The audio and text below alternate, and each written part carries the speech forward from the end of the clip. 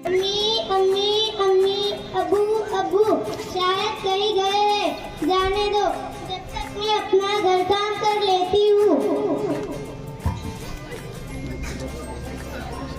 आ गया। अरे यार, अरे ये लोग कौन है? चलो चलकर देखती हूँ। आप लोग कौन है? इतनी गर्मी में धूप में बैठे हो, चलो मेरे घर चलकर आराम कीजिए। ठीक है बेटी, हम चलते, लेकिन हम तीनों में से किसी एक को बुलाना। ऐसा क्यों? क्योंकि हम में से एक दौलत है, एक शोहरत है और एक तालीम शिक्षा है, इसलिए हम तीनों में से किसी एक को बुलाना होगा। तुम चाहो तो अपनी अम्मी अब्बू से पूछ कर आ सकती हो। ठीक है, मैं अपने अम्मी अब्बू से पूछ कर बताती हूँ। अरे उधर से अरे यार, बेटी तुम स्कूल से आ गई हो, खाना खाया क्या? नहीं अम्मी अब्बू, लेकिन मुझे अभी आप दोनों से कुछ कहना है। अच्छा, क्या बात है, बताओ। अम्मी अब्बू, उन बुजुर्गों को देखिए, उनमें से एक दौलत, एक शोहरत, एक तालीम शिक्षा है।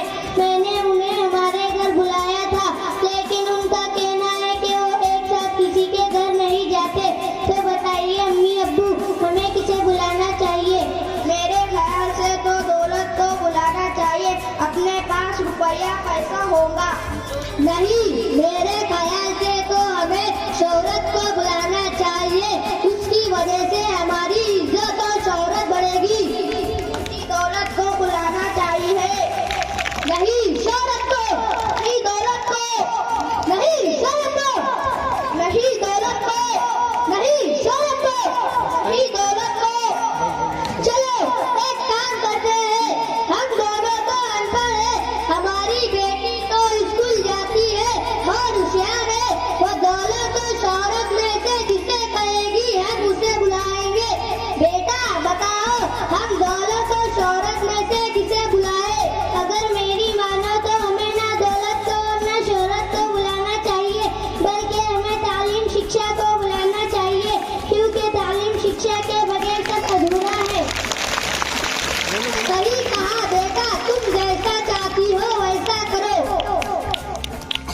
आप में से जो तालीम शिक्षा है वो हमारे घर चलिए।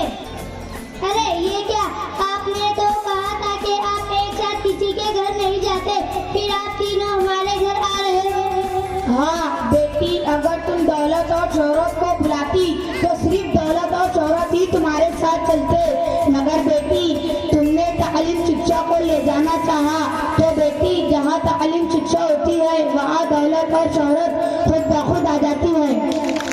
सही कहा आपने। आ गया इधर आ गया। आप सब भी इस बात का ध्यान रखिए, ये शिक्षा